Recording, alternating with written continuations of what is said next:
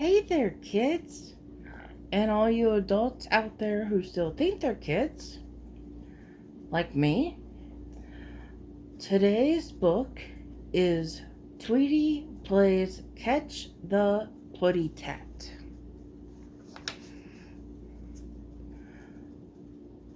I think I'd better find that Puddy Tat, Tweety decided. He's always trying to catch me, so I'm safer if I know where he is. He flew down to the floor, hoping to see Sylvester curled up in his favorite snoozing place. But Sylvester was in the kitchen, and he seemed very busy. Tweety peeked around the corner.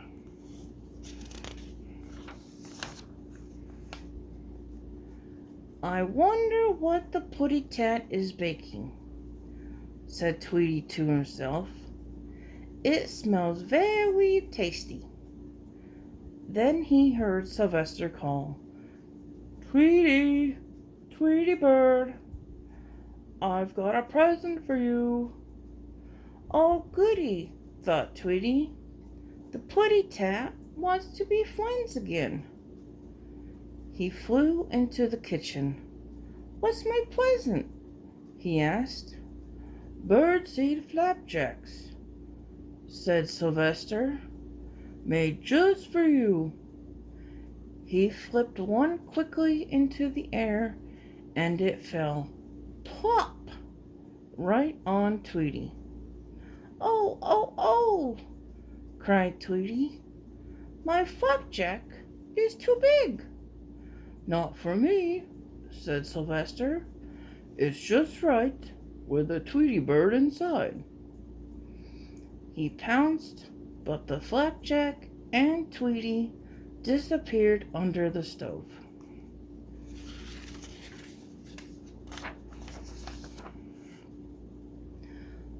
That was a naughty Puddy Tat, said Tweety. I would like to be friends with you, but you make it so hard. No harm meant, Tweety, said Sylvester. I just like to play Catch the Tweety bird. Let's play Catch the Puddy Tat for a little while, suggested Tweety, but Sylvester just yawned and fell asleep. Tweety escaped from under the stove and flew up to the attic.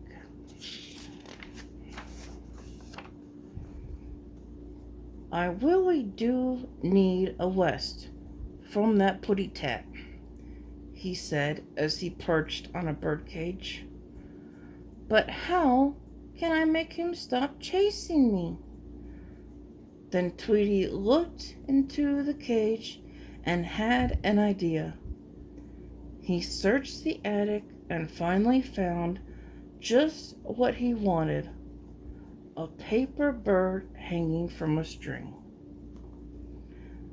Tweety put the paper bird far back inside the cage. Puddy Tat will think the bird is a real one. He will have to go inside to get it, and I will trap him in the birdcage. Tweety hid inside the open birdcage door. Then he began to sing. Soon he heard Sylvester call, Tweety, did I hear you up here?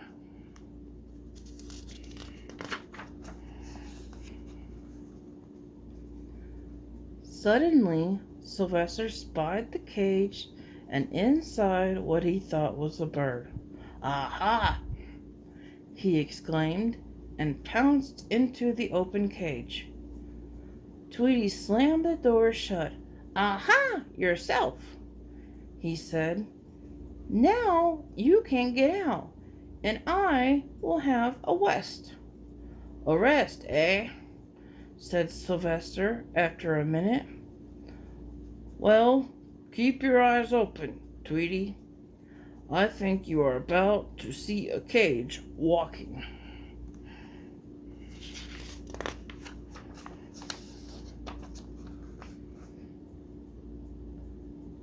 Sylvester put his legs through the wires and walked away to find a wire cutter.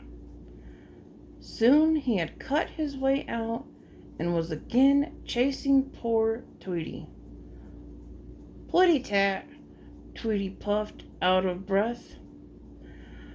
"I am getting so very sleepy. I wish you would go away for a long time." Later, Tweety asked himself, what would make him go away? Something scary, maybe? While Sylvester was sleeping, Tweety thought and thought. "That Puddy-tat is pretty brave," recalled Tweety.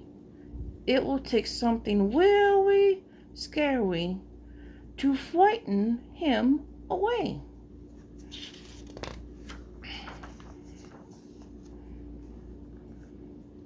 "I know," he said. "I'll be a witch, a scary witch. That should make the Puddy-tat go away for a long time." Tweety made himself look like a scary witch. He flew over Sylvester's head. Swish! "Woo-hoo!" said the Tweety witch. Sylvester opened one eye, then he opened the other. "What was that?"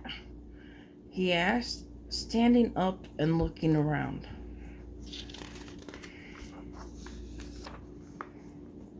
"A witch," said the Tweety witch. "A witch, eh?" said Sylvester. "You're a very small witch, aren't you?" "Well, yes," said the Tweety witch. "But you know what small witches do, don't you?" "What?" said Sylvester, backing away just a little bit. "We cast spells, bad ones. We can change cats into tiny mice." "Into mice? Can you, really do that?" asked Sylvester, backing away a little faster.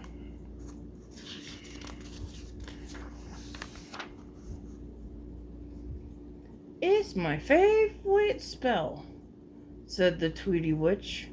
"I'll show you." He began to wave his broom. "No, don't!"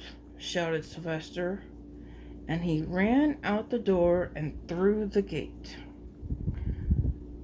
"I'm starting the spell," said the Tweety witch as he flew just above Sylvester's ear. 1, 2,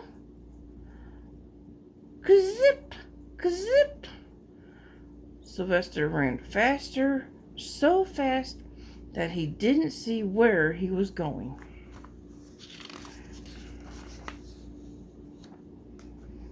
"Look out!" shouted Tweety, but it was too late. Sylvester was right at the edge of a pond. He couldn't stop, so he took a mighty leap and landed beside a big rock. After a minute, he climbed up on the rock. He looked back and saw Tweety, who had taken off his witch mask. "Tweety!" exclaimed Sylvester. Then he said, "I, knew that was you all the time."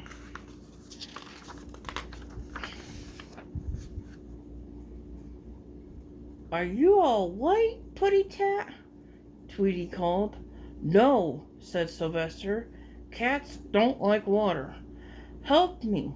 Sylvester pointed to the shore. "Sail that little boat over and rescue me." But Tweety wouldn't do it. "You were a naughty Puddy-tat," he said, and he flew home, leaving Sylvester marooned. For a little while, Tweety was happy, all by himself. Then a strange thing happened. He grew lonesome.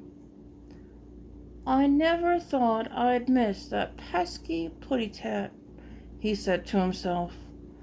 I even miss being chased.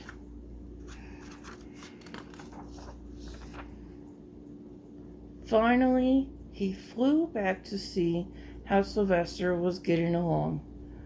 And what did Tweety find? Sylvester was even more lonesome than Tweety. Poor Puddy, said Tweety. If I rescue you, will you promise not to play chase all the time? I promise, said Sylvester. So Tweety sailed the little boat over to the rock, and Sylvester sailed it back. And the next day, Sylvester chased Tweety only twice, once before breakfast and once before dinner. Well, guys, I hope you really enjoyed this book. I haven't read this book in a long time. If you enjoyed it, please give a like to the video, and also please don't forget to subscribe to my channel down below. Until next time, bye.